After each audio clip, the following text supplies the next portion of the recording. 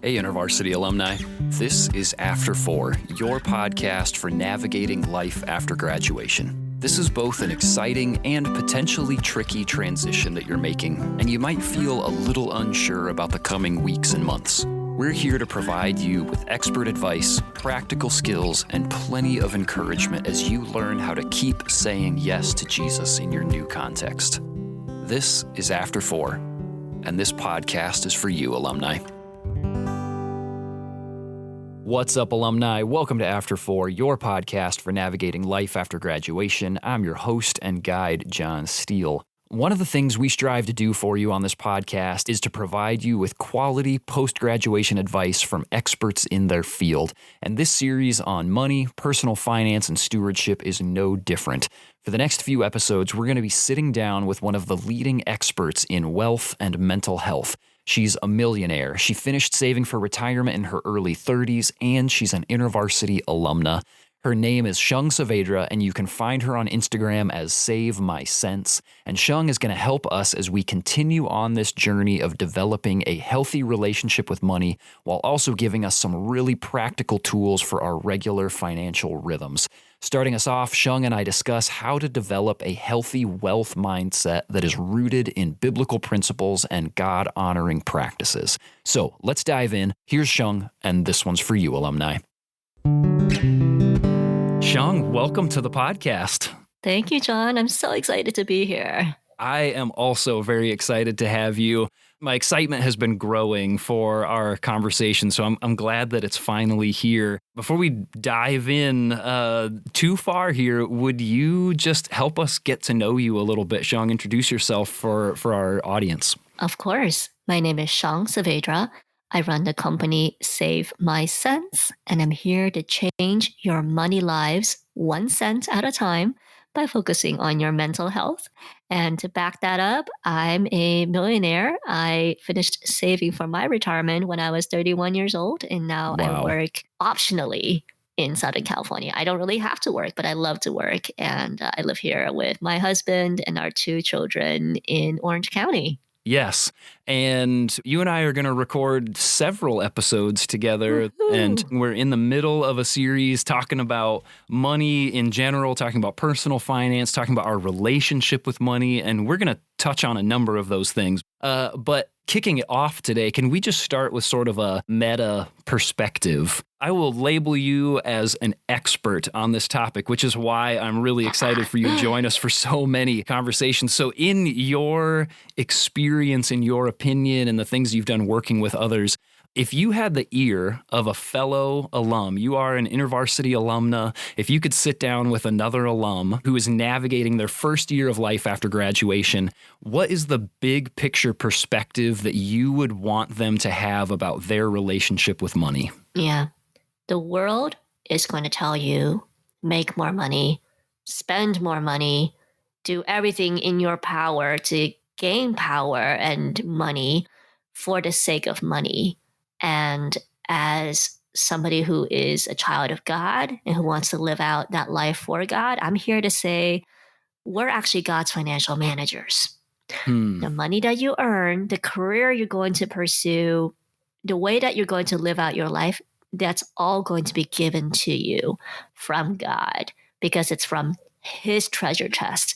And we're here as His portfolio managers. Whatever He gives us, we're here to manage that and grow it for His glory and not for ourselves. And that's extremely countercultural and very difficult to do.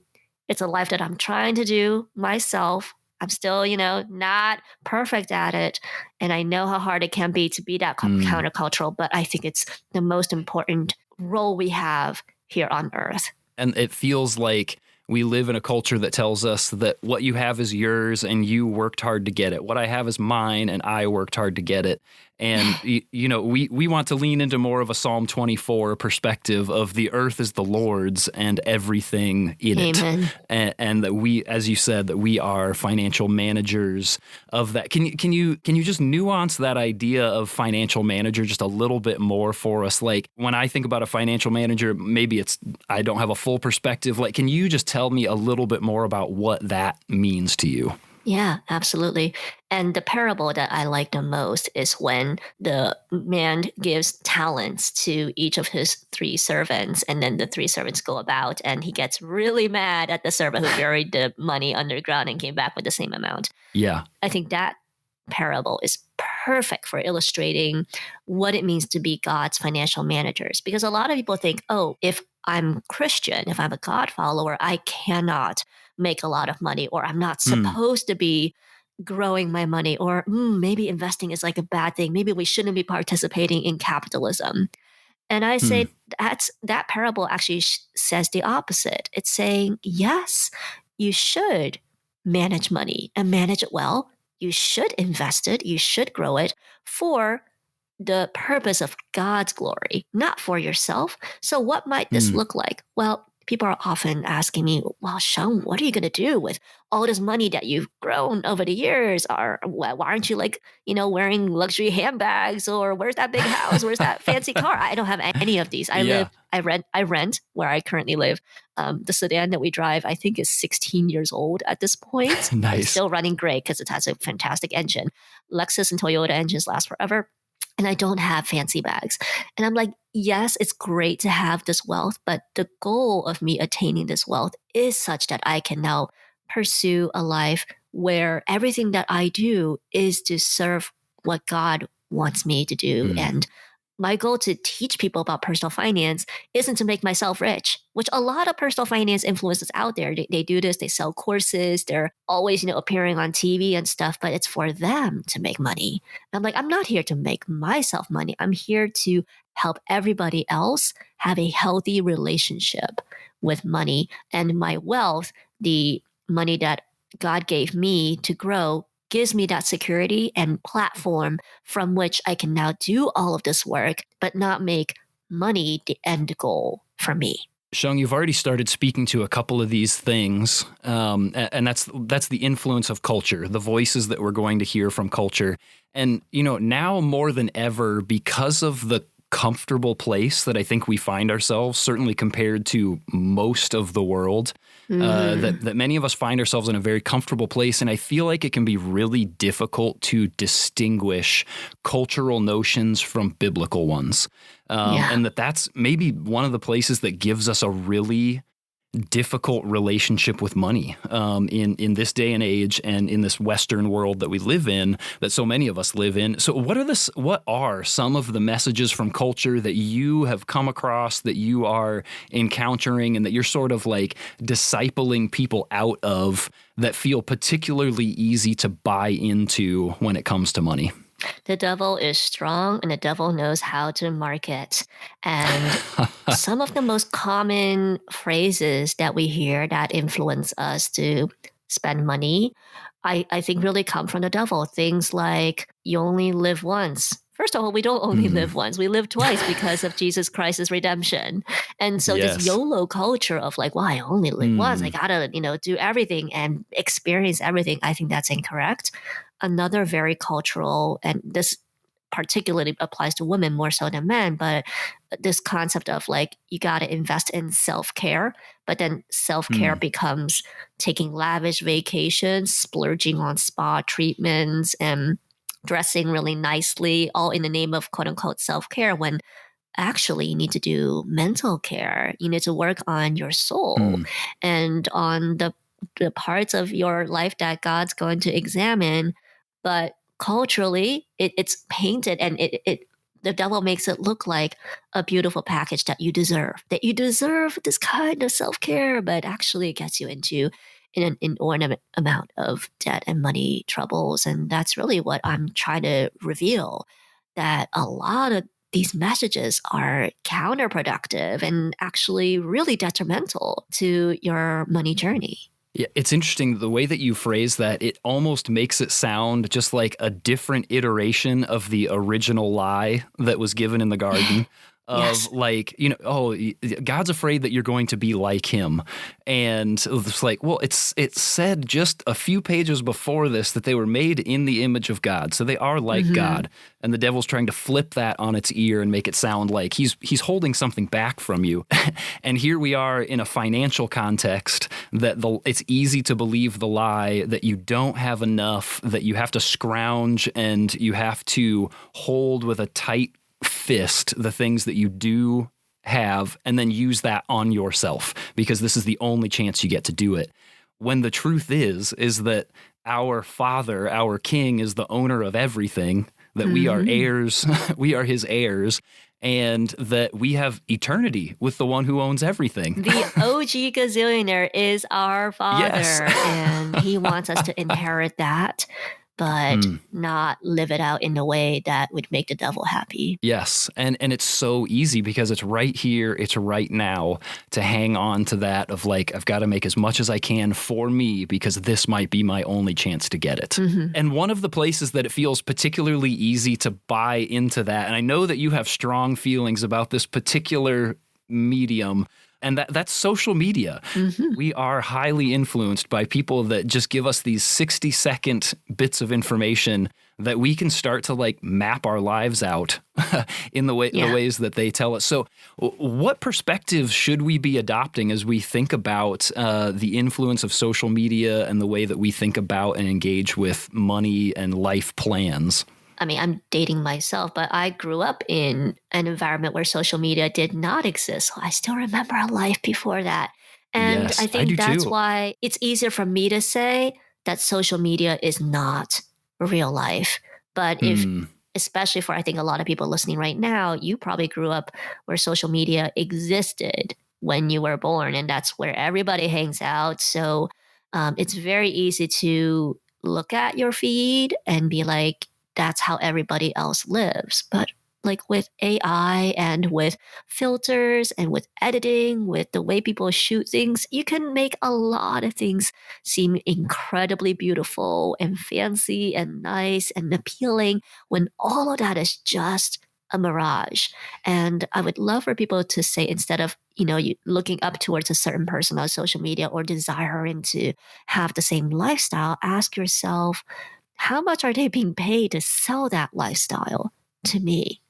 Or how much are they hoping to be paid to sell that lifestyle to me? Because the way most lifestyle influencers start out is they do start out somewhat real. They share parts of their lives, things that make them appealing. They probably have a fun personality most of them are pretty funny. Like I give a lot of applause to influencers for just being really funny people to follow. And then once they amass a certain audience size, then the brands, the advertisers start reaching out. Hey, we'll pay you this. We'll give you this free product if you feature us. If you tell your followers to check it out, here's a coupon code. Here's something to put in your link in bio, whatever. And over time, these influencers who started out sharing bits and pieces of their lives end up becoming walking paid advertisements. And the quote unquote lifestyle that you see, all it is a commercial. But you've been kind of sold this lie that this is the life that you're supposed to live in order to feel good, in order to be happy and fulfilled. And I took to social media. I'm using the same medium, the same platform that all these walking commercials are using to say, actually, it's not like this at all. And real wealth is something completely different. And it's very much hidden and it looks very normal. It's interesting to try to stop and consider the intent behind the messages that are put out there. I've heard people talk about, if you're getting something for free, then it means you are the product. Yes. I don't want to cast too broad of a net here or get too generalized too far. Maybe there are people who are doing it like, I think this is a good way to do this. You being one of them who is like, this is a great process to follow. And whether or not I benefit from it, you will benefit from following this. And that's what I want for you. But that for so many people, it's if you follow my advice, I get paid. And if you follow my advice, I get something special. So I'm not actually concerned about you having a better life. I'm concerned about money in my pocket or things in my closet. Yep. And back in the COVID era, for example, in the financial influencing world, this all came to a head when so many influencers were being paid to promote crypto, cryptocurrency, crypto trading, crypto investment. Yeah. And it's a very volatile investment and it's very new. It's not something that I think is appropriate for most investors. And it really fell flat on their faces to the point where the SEC actually had to investigate a ton of influencers for basically breaking a bunch of laws and quote unquote selling investing advice when they shouldn't be doing any of this stuff. But why would they care? At that point, they were being offered probably thousands of dollars to do all of this. And they're not going to care about your pocket. They only care about their pocket and what they get. So, of course, yes, they're going to make it sound appealing and like great to invest in and all of that. And I have been approached during that time by, oh my goodness, like probably hundreds of crypto startups and crypto companies wanting to do the same thing. And I had said no every single time because I was like, this is not what I stand for. This does not follow the values that I have. But had I said yes to all of them, it probably would have been very, very lucrative. Going back to this idea of being God's financial managers, it feels like to stand in opposition to sort of the culture's invitation is to accept an invitation of sort of cutting yourself off from pleasurable experiences. Is that the pendulum swinging too far the other direction? Or are there places where we can have a maybe extravagant is too far, but something that's outside of my everyday life as far as the way that I spend my money? Is there Little room luxuries. for us to be able to, little luxuries, things like that. Is there space for us to be able to do that? One very common reaction that I get when people first, they see videos and where it's describing how I spend my money, they're like, you must be miserable, or I cannot imagine, living frugally or like a quote unquote poor person. And I'm like, that's because you're trying to imagine what you would feel like in my position without having done all of the spiritual mindset work to get to where I am, where I'm not tempted and I'm not influenced by the greater cultural narrative of you must spend a certain amount to be happy. Now, I do think, and I believe God wants this, where God wants us to feel peace. He wants us to have joy, everlasting joy. He wants us to have great relationships with our parents, our siblings, our children, our friends. He wants all of those good things, but he never said you need to spend a lot of money to get to those good things. He just says, follow me. Follow me, trust in me, like accept Jesus Christ's love into your life. And then from that love, we can have fantastic lives regardless of how you spend.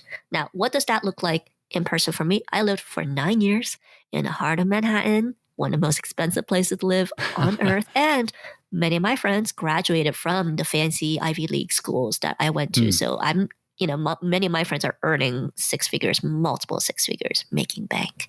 And the way that I was able to maintain close friendships with them was that I took control of the situation. If we were to hang out together, I picked the restaurants so that it's not, a top of the line Michelin star restaurant. There's no way I would do that for a friend date. Sorry. Or I host a dessert meetup at my house, or we go to Central Park and we walk around. I get friendship that way. I still maintain my friendships.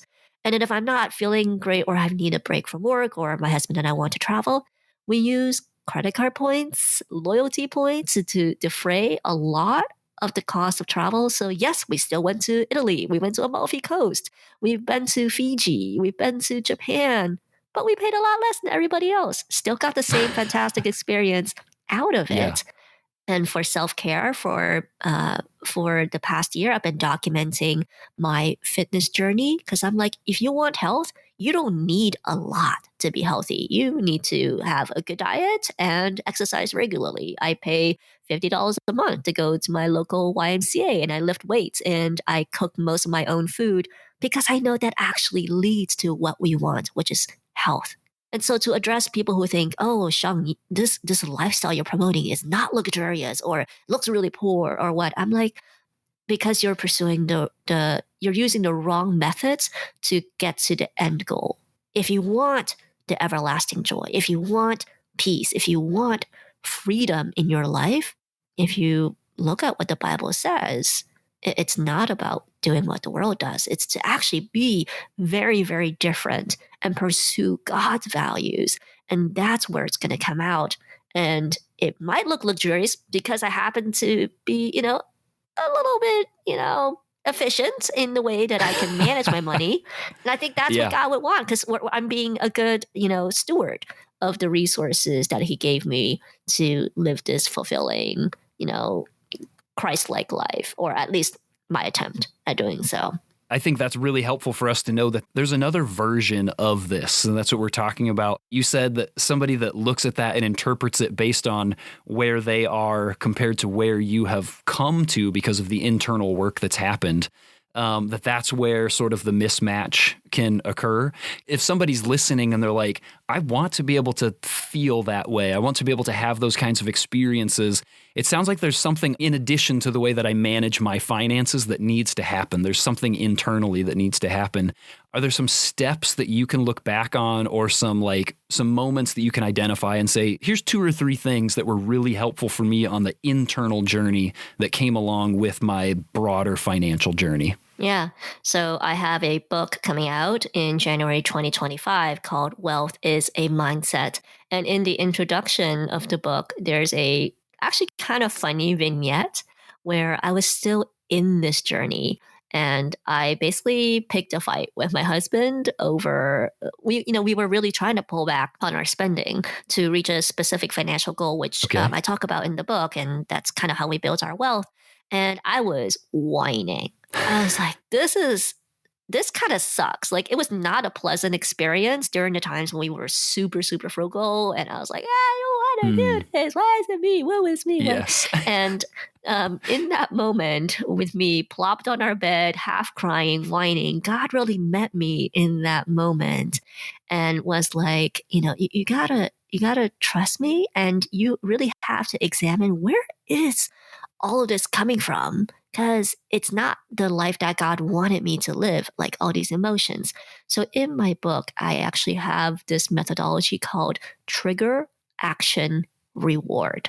All of our spending, the reason why we spend, we get triggered by something. And sometimes it's a very need-based trigger. Like if you're hungry, you get food. That's a trigger. And then the action is you get food, and the reward is you are satiated.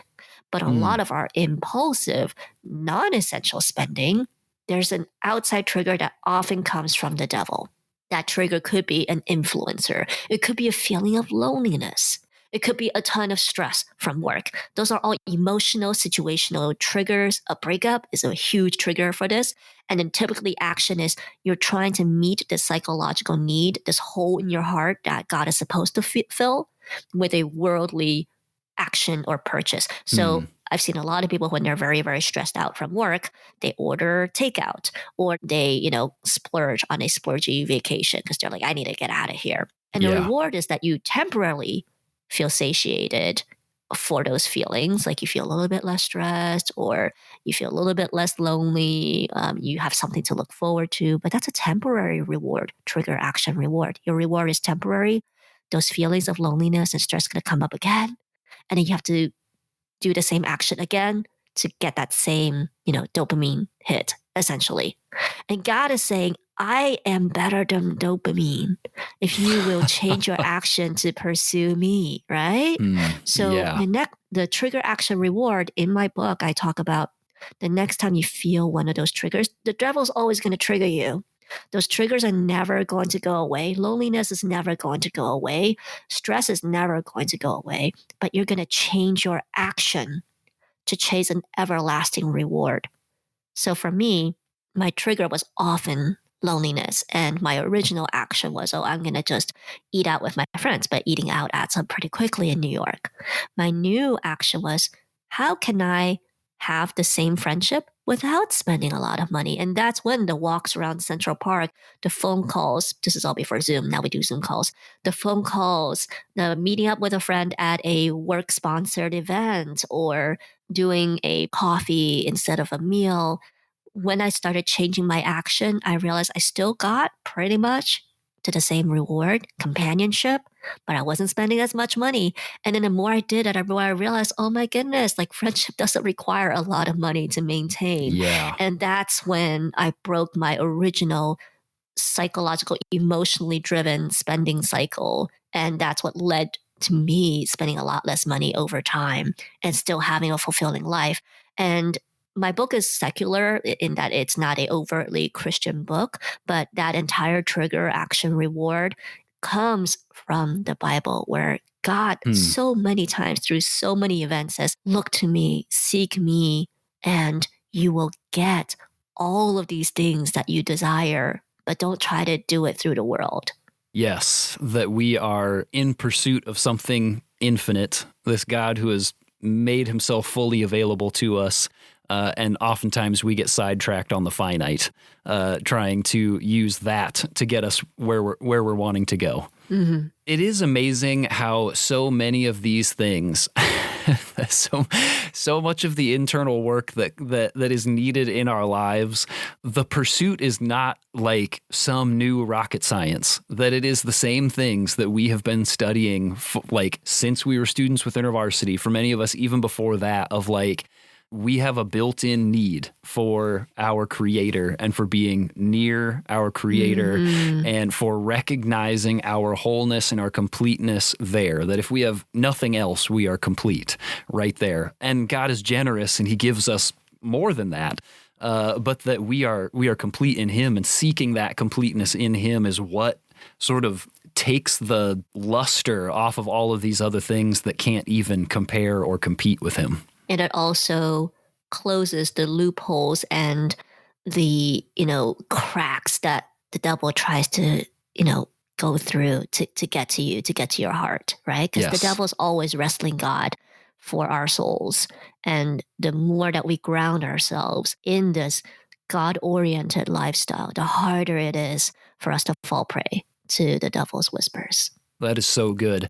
There's been a few different breadcrumbs that you've dropped for us here that are going to come up in some of our future episodes. I want to go there, but we're not going to do it yet. So we'll do that in just a little bit here.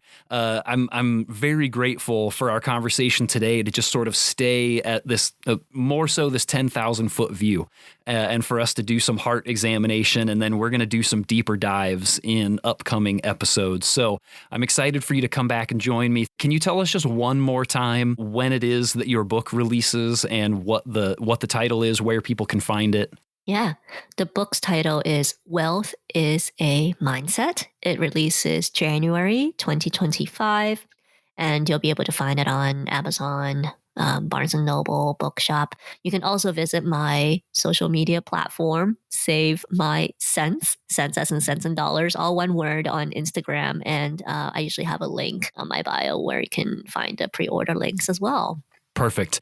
We will make sure that information makes it into our show notes so people can pre-order and get all of that ready to go for when it drops in January. Shang, thank you so much for this conversation. I'm looking forward to talking more. All right. Keep listening, people. I don't mean to sound cliche or to oversimplify, but it seems that part of the ongoing internal work that each one of us still needs in one way or another around the way we think about wealth is that as followers of Jesus, we are wealthy.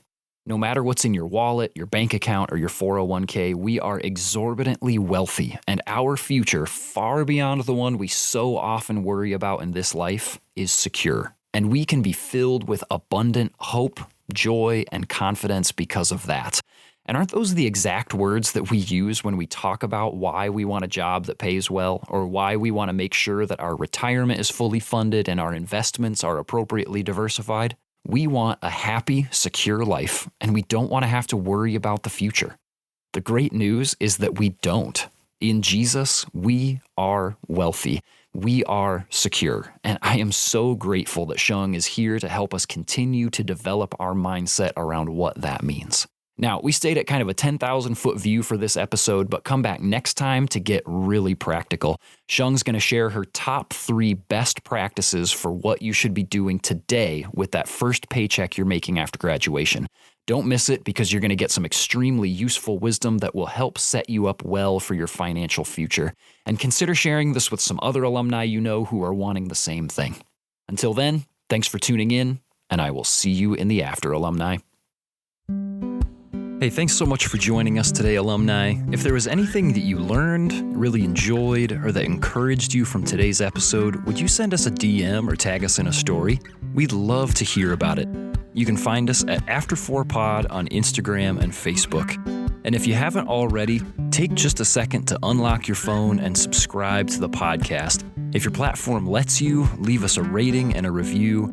And if you like what we're doing here, share us with your InterVarsity or other post-graduation friends.